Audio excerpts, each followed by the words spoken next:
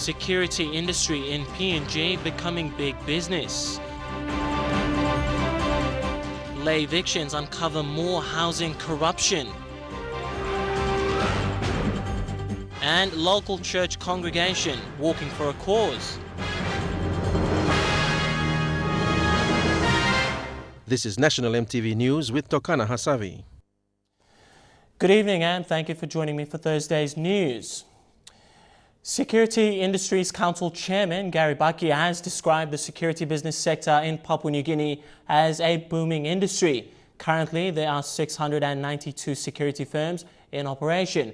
However, only 462 are registered companies, while 230 are not registered and are operating outside of the law. Security guards are the eyes and ears of the police. The value of security industry in the country stands at 1 billion kina. The industry is growing rapidly with 462 licensed security companies. These registered companies employ over 30,000 guards. Many of them are semi-trained or untrained. With the demand for security personnel, including static guards, escort services, and dog handlers, this industry is financially booming. That the security industry in this country is a booming industry, and it is important that any person that is employed to perform the role as a security guard must be properly trained. Guard Dog Security Services General Manager Peter Aigilo, a former police commissioner, says the industry is growing. However, companies must be fair with the guards. Because you find the security industry has boomed because there's a lot of exploitation of human resources in Papua New Guinea. We saw a lot of Papua New Guineans who couldn't make it to get good jobs in the country. They were using the security industry as a dumping ground for many Papua New Guineans. Under a new contract signed today, all registered security companies will be sending their guards to be trained by 3 major firms, Guard Dog, G4S and Black Swan International, using an approved syllabus from SIA. The need to have properly trained security guards is crucial for police assistance in minimizing law and order problems. Quinton Alomp, National EMTV News. 3 well-established and licensed security firms have been given approval by the Security Industries Council to run training for all other registered security firms. The 3 firms are Guard Dog Security Services, G4S, and Port Moresby-based Black Swan International. All other security firms are encouraged to send their guards to train in one of the 3 approved firms. The idea to allow semi-trained and untrained security guards in all 462 licensed firms nationwide will allow security guards to be professionals in the field. The Security Industries Council has approved Guard Dog Security Firm, G4S, and Black Swan Security Companies as recognized firms to train guards from other registered firms. Guard Dog Security, currently based in Lae, will train security guards from registered firms in the islands, Momase and the New Guinea Islands regions. G4S Security Solutions and Black Swan International will train guards in NCD and Southern Region. This training is compulsory under the Security Industries Act 2004, which allows all guards to be trained before being issued a permit by SIA to work as a guard. Security Industries Council Chairman Gary Bucky says registered firms who fail to comply will be fined 1,000 kina. Therefore, these new approved training companies will now train quality security work with high ethical standards to provide quality security service to support the members of the regular police police force in security-related duties in the upcoming SP Games and the 2018 APEC Summit meeting. A memorandum of understanding was signed between the 3 training firms and the SIC today. But this is a place where you will have Papua New Guineans who will be properly trained, skilled, in order to make a living, an honest way of living. And with the major contributions leading up to the Games, elections and APEC, Black Swan is extremely excited about providing a quality training service to ensure not only that PNG nationals can be employed, but we want to raise the professionalism of the country's security. Training duration and fees will depend on each of the 3 firms. Quinton Alomp, National EMTV News. The latest evictions of tenants residing in National Housing Corporation properties in Lae City has brought to light more irregularities in previous property sales and rentals. The NHC's regional manager, John Kalpa, told MTV News that NH properties are being subleased illegally, with tenants collecting rentals from the properties. At least one of the tenants served with an eviction notice is an employee who has been suspended for the alleged illegal sale of Lae property. These are images of receipts paid by the previous Angao Hospital management for a property owned by the National Housing Corporation, but the cheque payment of 7,000 kina was paid to another party, not to the landlord, the NHC. It's a matter being investigated. And there's this one, another Lae property with the NHC as the legal owners. Rentals were being paid to another person who still claims ownership of the property. The payments have been made for over 2 years. The receipts show amounts ranging from 3,000 to 4,000 kina paid monthly. These are just two of the unresolved cases within the National Housing Corporation. Yesterday, another chapter was added to the long list of controversies. This property, occupied by an NHC sales officer, became the target of a new round of evictions. Emma Kokolu worked for the NHC for 30 years. Yesterday, she received an eviction order. Well, like selling house because due to NHC financial problem. So house plan me all staff lole all selling, but two plan all junior officer. I'm a senior officer. Me entitled staff law stand-alone house. She has since refused to move and has gone to court.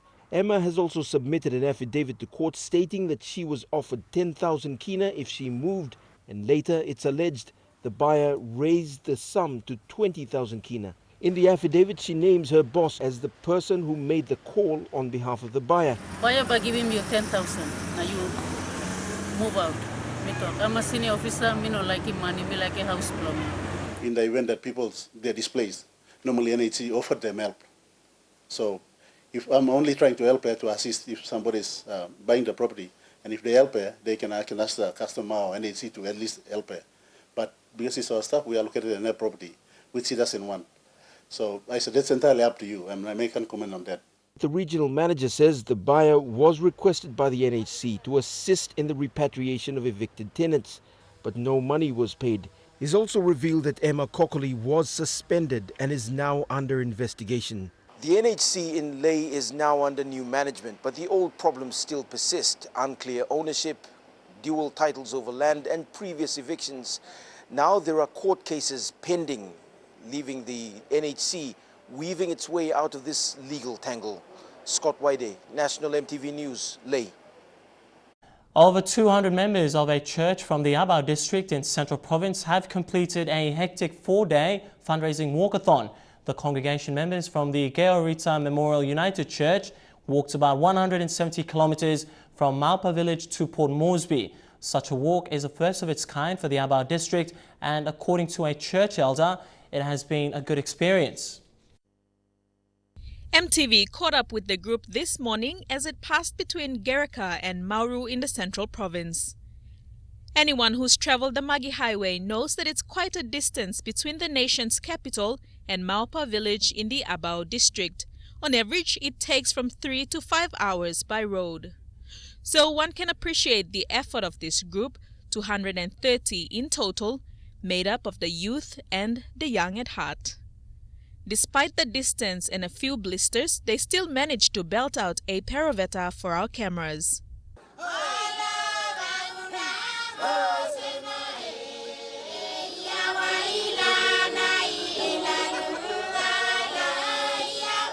Church elder and deacon Gairo Waigeno said the walkathon is for the Georita Memorial United Church, Maupa.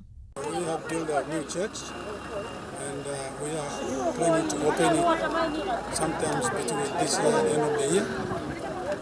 Because government help and a lot of important people went to the groundbreaking.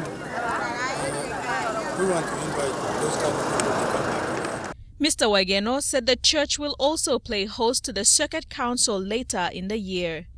He acknowledged the support of the government through local member Sir Pukatemu and Governor Kila Hauda. He also urged more support from the people. Now we have a new family, Christian family. Everybody comes out, give us food, give us drinks, cheer us on, and give us money. So far, so good, and we're enjoying it. The group saw kind donations on the way, like this one from Veronica Charlie, founder of Women of Hope. The Giorita Memorial Church is expected to open this year. Soldiers of Christ! We are marching in the light of God! Soldiers of Christ! We are marching in the light of God! Who we are marching for? J-E-S-U-S! Who is he? Jesus! Delhi Waigeno, National MTV News. More lady judges sworn into the Justice Service. Also, our MP, Sir Pukatemu, joins People's National Congress Party. That and more local news when we come back. Stay tuned. Good to have you back with the news. Minister for Public Service and our MP, Sir Pukatemu, has joined the ruling party, People's National Congress. The announcement was made by Prime Minister Peter O'Neill this afternoon in a brief media conference at his Parliament's office. MTV's Delhi Waigeno has more. Prime Minister Peter O'Neill was with members of his PNC party when he made the announcement that Sir Puka was joining PNC. He said Sir Puka's position as a senior statesman and his experience as a 3-term MP will add value to the party and to the country in light of the government's priorities. Sir Puka is not a stranger to many of you. This is his 3rd term in Parliament. He has had very senior positions in government and very senior member of the public service before he joined Parliament. And for us, it's a great value to the party, and on behalf of our party members, our executives, our supporters all throughout the country, to welcome him. And Sir Puka said there are 2 main reasons for his joining PNC. The first being that he wants to support the Prime Minister to continue to remain in office and for the government to remain in office for the remainder of its term. You as the Prime Minister of the country today is very determined, very decisive, very committed, and I believe with you in terms of political stability. And I'm joining you to support you as the Prime Minister of the country. The other reason for joining PNC is because the Office of the Registry of Political Parties is taking steps to amend the law in respect of the number of MPs a party must have before it is recognized as a party. In this context, Sir Puka's party, Our Development Party or ODP, will be affected as he is the only member of the party in Parliament. Sir Puka said he has submitted a letter of release to the National Executive of ODP and they have released him from the party. Delhi Waigeno, National MTV News. Madang Governor Jim Cuss has proposed for the Education Department to introduce legislation that will ban students from taking mobile phones to schools and to stop school fights. Governor Cuss said in Parliament this week that he will be visiting schools in Madang to inform them of his proposal and needs the Education Department to quickly address these issues. His comments follow a recent fight in Ramu and Bogia secondary schools in Madang. The recent fights and burning down of buildings in the 2 Madang schools prompted Governor Jim Cuss to question the Education Minister on the appropriate alternatives his department will take to minimize school fights. Cuss said the idea of students taking mobile phones to schools must also be discouraged as some students have misused the devices. Can the Minister propose legislation to banning mobile phones in all grades, school grades in Papua New Guinea? Secondly, can the Minister bring legislation to this Parliament to ban school fights?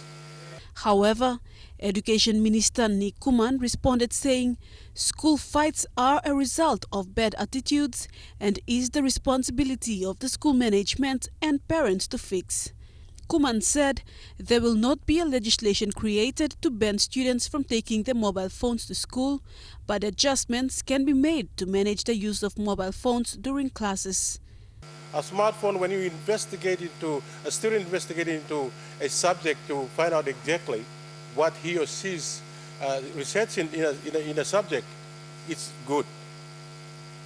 But the hindsight of this is that it's got a bad influence in it. And so, me like Togosem, but for us to ban it in the school while they're in school, it's good.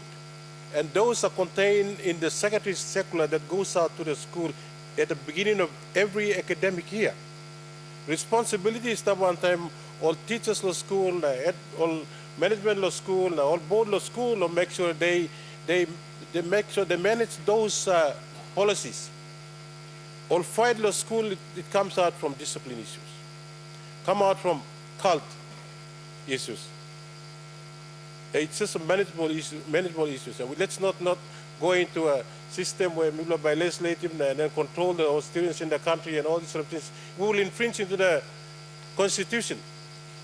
So those are issues that as leaders we have to be careful. But I think we need to, it's all to do with management issues in the students in the country. So let's. Vasinata Yama, National EMTV News.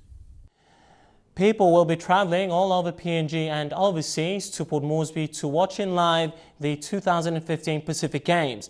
As they leave their families and loved ones behind for this biggest day, communication comes in vital. B-Mobile Vodafone Chairman Andrew Johnson announced to the media this afternoon that B-Mobile is the official communications provider for Team PNG come the July Games. This was announced today at the opening of a new B-Mobile Vodafone shop at the Jacksons International Airport. 5 National and Supreme Court's judges were sworn in today by Governor-General Sir Michael Ogier. Among them were 2 female judges, bringing the number of female citizen judges to 3. MTV's Vasinata Yama reports. 6 judges were appointed as acting and permanent National and Supreme Court judges last month. However, 5 were officially sworn in today. This brings the total number of acting and permanent judges to 37, which are on record the highest number of judges in PNG's history. Chief Justice Sir Salamo India said the appointments will strengthen the judiciary's capacity to deal with the growing number of pending cases. That number does not include the Chief Justice and the Deputy Chief Justice. So the total number of judges really is 42. Of the 6 appointments, the terms of appointment of 3 serving judges were renewed, while 3 new permanent judges were appointed. The judges are Justice George Manuhu, Justice Alan David, Mr. Fraser Pitpit, Ms. Hitelai Kiele, Mr. Kenneth Frank, and acting Leka Nablu. It is a privilege and an honor to be serving as a judge, but you know, all this comes with hard work and dedication, commitment within you as a professional and personal, but also with mentoring from the bench. The new appointments will also enable the National Court to expand its operations to the provinces by placing sufficient numbers of judges in the provinces to conduct increased court circuits and sittings. Appointments will be posted to the provinces. Justice Fraser Pitpit is being posted to Ley to be the 3rd resident judge in Ley. Vasinata Yama, National EMTV News. Prime Minister Peter O'Neill says there was no 50 million kina payment to 3 men who played their part in denying a meeting with Chief Justice Sir Salamo India during the 2011 political impasse. The Prime Minister was responding to questions raised by Deputy Opposition Leader Sam Basil. The 2011 political scandal was tabled in Parliament yesterday by Deputy Opposition Leader Sam Basil. Mr. Speaker, those 3 men claimed their respective affidavits filed in Supreme Court matter number SCR number 3 of 2011 that they saw the Chief Justice of our country and the former Minister for IPBC at a public car park at Ella Beach at 2 a.m. on the 4th of November 2011. Mr. Speaker, despite the fact that the court had dismissed those allegations, what happened after the case is what had struck me, and I believe the judiciary, this House and the people of Papua New Guinea are not aware of. Mr. Speaker, I have concrete evidence to suggest that those 3 men were paid by the Prime Minister's office for lying under oath that they saw the Chief Justice and the former IPBC Minister at the car park at 2 a.m. that morning. However, the Prime Minister told Parliament that he wasn't aware of these payments. The matter was disposed of by the court. Certainly get the Chief Secretary to write to the Deputy Opposition Leader and inform him why these checks were made, and he will, of course, justify what sort of work this gentleman and his company did for that 50,000 kina payment. Mr. Speaker, there is no need for me to make assumptions and refer these matters to the Attorney General, but I will certainly get the Chief Secretary to write personally to him and, of course, to address in this issue. The opposition, still unsatisfied, called a media conference yesterday, accusing the government in refusing to grant leave for the report to be tabled. The report was on false allegations labelled against the Chief Justice, Sir Salamo India. Fabian Hakalitz, National EMTV News. Yesterday in Goroka, Coffee Industry Corporation welcomed its new acting CEO, Charles Dambui, and farewelled its outgoing acting CEO, Anton Benjamin, in the presence of DAL Security, Dr. Velepat Ilaava, CIC management and staff. Benjamin, in welcoming his successor, says that he had confidence in Dambui to lead the CIC team with its current initiatives and programs. He congratulated Dambui and thanked the CIC management and staff for their support and cooperation during his time as acting CEO. Dr. Ilaava expressed satisfaction in Mr. Benjamin's contribution and effort during the last 2 years as CIC's acting CEO. There is now an emerging cocoa cooperative that is making its mark as a major exporter from the Morobe province.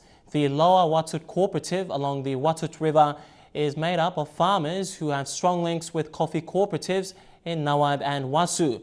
Their cocoa is now the subject of international interest because of its high quality. Their cocoa is also being used to make chocolate. The Lower Watut Farmers Cooperative Society, we got 885 members, all get time all igat cacao. Now, one year, all is producing 5,000 plus dried cocoa bags. One moon, all is come up in 480 bags. Na mipla all service providers, all extension officer belong Didiman, mipla now we got mipla looks away belong all Morobe province. And now we take a look at the finance news. The Kina closed unchanged at $0.3675 in the interbank market.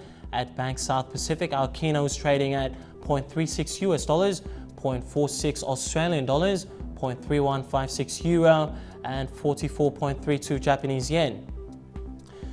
Looking at commodity prices at New York close, gold and copper closed the day lower, while coffee and cocoa closed higher.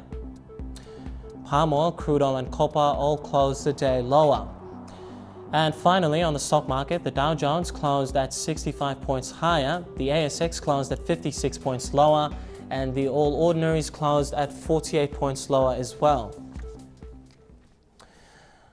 Coming up next in world news, MERS outbreak in South Korea and first refugees from Nauru to Cambodia. Stay tuned for that. Welcome back to the news. Turning overseas now, South Korea's health ministry today confirmed 5 additional cases of Middle East respiratory syndrome, commonly known as MERS, raising the infected total to 35. 2 people have died from the virus so far. Earlier this week, South Korea endured a sudden attack of the deadly virus, which has no cure or vaccine. An official from the South Korean Health Ministry gave an update of the recent MERS attack. Up to now, there is a total 35 confirmed cases of MERS and 1,667 people have been quarantined. Newly confirmed cases are healthcare workers and visitors who had contact with first confirmed patient at same ward. Other 2 patients are cases of infection in other hospitals. The transmissions occurred before the existing patients were confirmed to be MERS positive. 3 healthcare workers had previously been diagnosed as having MERS. There have been 2 deaths directly confirmed as a result from MERS, sharply raising public fear and confusion as authorities try to contain the spread of the deadly disease. As of now, 209 schools have been closed or cancelled classes to prevent infection. After a discussion with superintendents from 4 local education offices, the Education Ministry and education officers will take thorough preventive measures. South Korea's MERS cases have been traced to a 68-year-old man who had visited Saudi Arabia and the United Arab Emirates, the countries with the most MERS cases. The case scenario would be for the virus to change and spread rapidly, just as severe acute respiratory syndrome did in 2002, killing about 800 people around the world. The first refugees to be resettled in Cambodia from the Australian detention centre on Nauru arrived in Phnom Penh today. 3 Iranians and 1 Rohingya from Myanmar make up the 4 who were the only refugees to volunteer for the controversial scheme. Last year, Cambodia agreed to take in refugees rejected by Australia in return for 40 million Australian dollars in aid. That's just over 84 million kina. Rights groups have accused Australia of shirking international responsibilities by not taking in refugees. Australia does not allow asylum seekers onto its shores, instead detaining them in facilities on Nauru and Manus here in Papua New Guinea. Rescue teams from Manila's local level government in the Philippines competed in a disaster response competition. Participants were judged on their teamwork, speed, precision and technical knowledge. EMTV's Alana Lay has this report.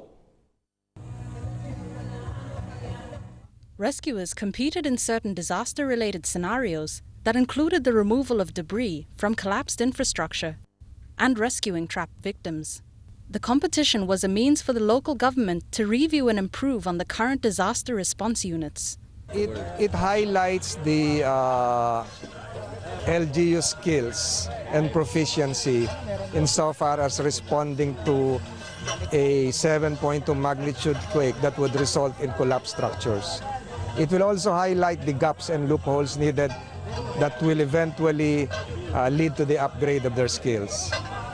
The Philippines have been preparing in anticipation of a major earthquake due to a geographical fault line through the nation's capital of Manila, which has not shifted for nearly 400 years. The Philippines were hit with a 7.2 magnitude earthquake in 2013, resulting in 200 deaths, with over 14,000 houses destroyed. This is serious because what we are doing is part of our preparation to save lives in the case of any unforeseen calamity. Alana Lay, EMTV World News. Trukai Sports is coming up next, and we'll have all the latest developments on the Pacific Games. Stay tuned for that.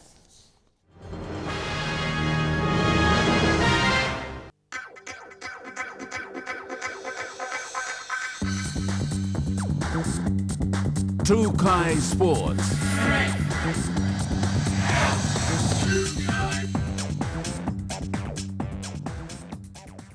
Welcome to Trukai Sports. The Games Organising Committee has clarified the naming rights to several of its Games venues. Chief Executive Officer of the GOC, Peter Stewart, said the naming rights were given to the Bank of South Pacific and PNG Power Limited in recognition of their support. BSP has been given naming rights to the Tairama Aquatic Centre, which will be called the BSP Arena, and the Sir John Guy's Outdoor Stadium as the BSP Stadium, while the indoor stadium will be called the PNG Power Dome. These naming rights, however, are just temporary and only effective for the 2 weeks duration of the Games. A disappointing blow for Team PNG this morning as powerlifter Tahina Booth tops headlines. Tahina, who could have been one of PNG's strongest contenders for gold, has been ruled ineligible to compete for Team PNG. This comes after the PNG government refused her dual citizenship. EMTV's Shane Soroya has more on this report. Australian-based Tahina Booth was becoming a familiar name among Team PNG and potential gold medal winner for the Pacific Games. Booth was last in Port Moresby in March for the national selection trials and was hopeful she'd represent one half of her parentage in July. While this comes as a huge blow to Team PNG, Tahina's exclusion shines the light on PNG's stand on dual citizenship. In an exclusive interview with Booth from Sydney, she expressed a dissatisfaction to represent PNG in July. Setting. I'm not happy about it, but that's life, and Parliament's got to do their thing, and if it's not meant to be, it's not meant to be. So yeah, there's not much I can do about it. But if it does get voted and pass through, I definitely will be applying for a dual citizenship. Last year, the Pacific Games Organizing Committee was clear on the involvement of overseas-based athletes, stating their eligibility would depend on if a grandparent was of Papua New Guinea heritage. Booth, who is of Gulf heritage, is one of the many athletes who have unfortunately slipped away. Informed. I sort of assumed that it didn't go through because I didn't hear any news. And I've just been checking up on, on the papers and on the web, and I just haven't heard anything. So, yeah, that's how I knew it didn't go through. Upsetting. I would have loved to have, worn our colours and gone out there and won gold, but, maybe next time. So hopefully dual citizenship will be on offer, and by the next Pacific Games I'll be able to represent. She will now prepare for the Olympic qualifier in Rio next year, with the hope of representing Australia. Shane, Saroya National, MTV Sports. The stakes are getting higher for the PNG Peppers as rivals Fiji and Samoa prepare to take up their regional and world rankings at this year's chapter of the Pacific Games. Cook Islands are also determined at winning medals, proving that competition will be tough for the PNG girls, despite having some home ground advantage. Competition will be fierce on the netball courts in July's Pacific Games. The Cook Islands netball team is looking at bettering their standing in the region. Coach Dale Atkinson says the girls are skilled and talented netballers. However, will need to focus on bringing their level of fitness, strength and conditioning a notch higher. Atkinson, over the last few months, has been working on developing a strong game plan and team culture. The 2015 Cook Islands Club Netball Defender of the Year, Luciana Matenga, will captain the Cook Islands Black Pearls. Pacific Netball Queens, the Fiji Pearls, are aiming high for the Games and the Netball World Cup in Sydney from August the 7th to the 16th. 12 names will be picked from the current squad of 20 to represent Fiji at the World Cup. Skipper of the Fiji Pearls, Mere Rambuka Neliko, will lead the Pearls for what will be her third Pacific Games as captain. She has expressed her strong belief in the team, saying they will play to the standards that they are known for. She added that the team, with strong local talent, had been together for a long time, and this was an advantage they had over other nations. Currently ranked 7th in the world, the Pearls finished at 13th place at the World Cup in Singapore in 2011. The PNG Peppers, ranked 19th in the INF World Rankings, continue to train hard for the Games. PNG's biggest threats on court are Fiji, Samoa, who are ranked at 13th place in the world, and Cook Islands. Sasha Pesilovo, National MTV Sports. Fiji's boxers have been tasked with a big ask come July. Since their exclusion from international fights and tournaments, the boxers are now under immense pressure to perform at an exceptional standard at this year's Pacific Games and to prove their re-entry into the international arena. Coach Pauliasi Ratu has set his expectations high, indicating that he won't settle for less than gold.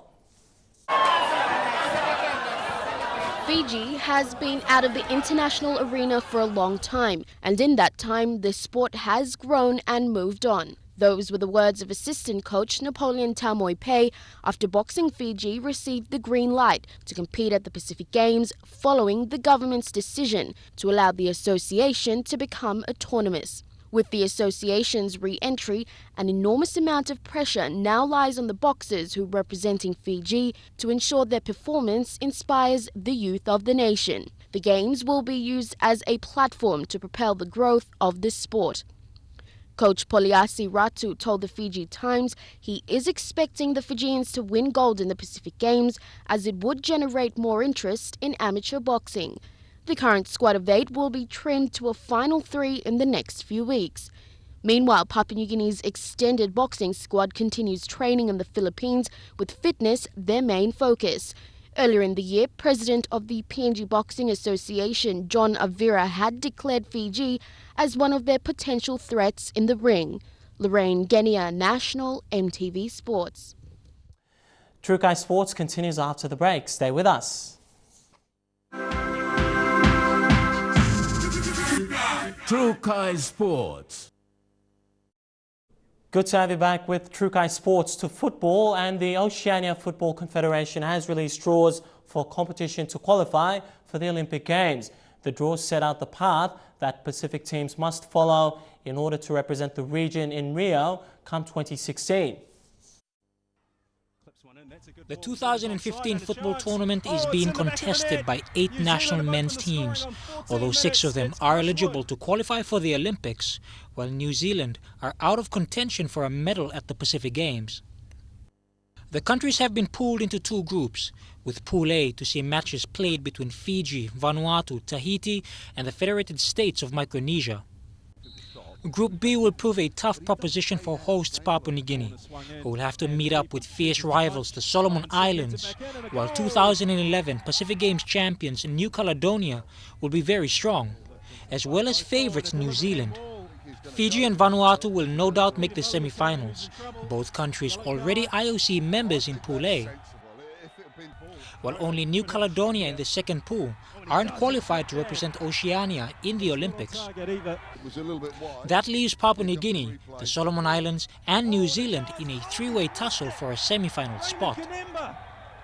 The women's draws are largely similar, with Pacific champions Papua New Guinea needing to beat Fiji and the Cook Islands before advancing to the next stage, where they will then meet New Zealand. PNG will have a tough assignment against the White Ferns. The hosts' best performance, a 3-0 thrashing in Kokopo in October 2014. The PNG Under-23 men's team representing the country are slated to meet New Caledonia on day 1 of competition on the 3rd of July. Jeremy Moggy, National EMTV Sports. The 2015 PNG Media Pool competition is on again in Port Moresby. The season cues off on Saturday, June 6 at the Lamana Hotel with a 24-team competition. It will be a round-robin competition format with 2 matches per team every Saturday until November. Registration per team in the 2015 competition is 1,500 kina. Newly elected chairman Tony Sipa and his new executives have introduced a new playing format. The annual Arama Coast Sevens tournament is set to kick off next week, Wednesday. Known as one of the biggest Sevens tournaments in the PNG Sevens circuit, this year will be no different to previous years. There are a total of 20 teams registered, with the majority from villages along the coast and 1 from the autonomous region of Bougainville, headed by Keith Puaria, and another from Port Moresby. Billy Rapila, who is the current coach of the PNG Sevens team and a big influence in rugby in the Arama Coast, has confirmed the involvement of the national Sevens team. Villages plus some Port Moresby club sides and some individual teams that are coming up to take part. PNG Sevens boys coming up to also help run the tournament and also be part of the games as well. A couple of the village teams have requested that a couple of them to be playing, so they'll play a couple of games and also just get out there and it's also a little mini camp for us to get away, bonding session as well for the team. So get out of town and promote a bit of rugby out in the local area. And over to cricket, the Pacific MMI PNG LEWAS will be taking part in the International Cricket Council Women's World T20 qualifier from November 28th to the 5th of December. They have been pooled alongside Bangladesh, Scotland and Thailand. 8 countries will go head-to-head in the week-long tournament, with 2 finalists joining reigning champion Australia in the ICC World 2020 in India, which will be staged alongside the men's event from the 11th of March to the 3rd of April 2016. For these two, a very good partnership until this. A real mix-up. Australia, New Zealand, Pakistan, South Africa, Sri Lanka and the West Indies have earned direct qualification to next year's event after finishing in the top 8. This year's event host, Thailand, is joined by China, Netherlands, PNG, Scotland and Zimbabwe, who have all qualified for the ICC Women's World T20 Qualifier 2015 through regional tournaments. According to the event format, the 8 sides have been divided into 2 groups, with the top 2 teams from each group moving to the trophy round. The teams contesting for the trophy final will qualify for the ICC World 2020-2016. The Pacific MMI PNG LEWAS will also, for the first time in history, represent PNG in the Pacific Games as a women's national cricket team. Elijah Lavette, National MTV Sports. Schoolboys Rugby League is the first program of its kind to be rolled out in the Milne Bay province. It's been a slow start, but primary school children have shown their interest in the sport of rugby league and are keen on having competitions in the area. Guys that you didn't pay up your what? Registration. Pay. Do you know why? This week game. School children were asked to pay registration fees before taking part in the competition. The games kicked off 2 weeks ago. 5 schools have shown interest in this year's competition. There will be 2 divisions in the school rugby league, under 16 and the under 18. Games will be played at the Cameron Secondary School for the time being, as the proposed playing field will be undergoing changes. Games are played at Cameron High School. The field, you can see the field at the back of me, it's under maintenance and they're getting run. It should be ready by June, July. Hopefully the games will be brought back to the main central township of ALOTAU, Alice Wadega Park. That's right behind me. Children were at the Alice Wadega Park being taught basic skills on the sport and how it should be played. Down, up, play the ball. Okay, walking. And the next one, while you play Elijah the ball, you Lavette, go at the back, okay? National MTV Sports. Well, that report wraps up True Kai Sports tonight. Coming up next, the weather details. True Kai Sports.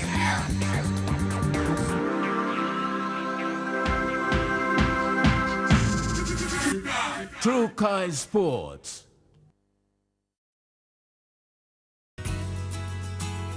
Looking at the weather forecast for the next 24 hours in southern region, fine weather expected in Port Moresby and Karama, mostly fine. In Popondetta, fine but windy in Daru, and a few showers expected at times in ALOTAU. In Momase, all centres, fine weather. In the New Guinea Islands, fine weather expected in Kavieng and Buka as well. Sunny tomorrow in Loringa, mostly fine in Kokopo, but a few showers in Kimbe. And in the Islands region, all centres mostly fine. Recapping our top stories again before we go tonight. Security industry in PNG, a booming business. Also, latest NHC evictions uncover more discrepancies, and church faithful walking for a worthy cause. Well, that's been the news, sports and weather for Thursday, the 4th of June 2015. On behalf of the entire EMTV News team, I'm Tokana Hasavi. Pleasant viewing. Good night.